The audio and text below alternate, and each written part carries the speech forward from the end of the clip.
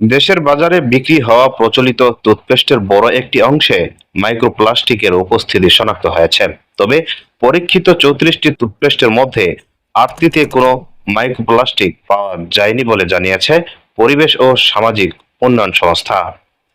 2025 সালের জুলাই থেকে 2026 সালের জুন পর্যন্ত পরিচালিত এক বছরের গবেষণায় স্থানীয় আমদানি করা 19টি ব্র্যান্ডের 34টি টুথপেস্টের নমুনা পরীক্ষা করা হয়।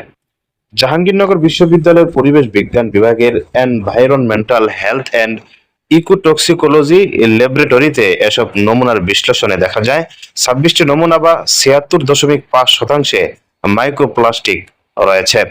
গবেষণায় যেসব টুথপেস্টে মাইক্রোপ্লাস্টিক শনাক্ত হয়নি সেগুলো হলো Zen fresh, Parachute just for baby, Close Up red hot zing fresh technology, Parodontax expert gum care, Sensodyne fresh gel, Colgate max fresh, Colgate active salt, Kodomo orange.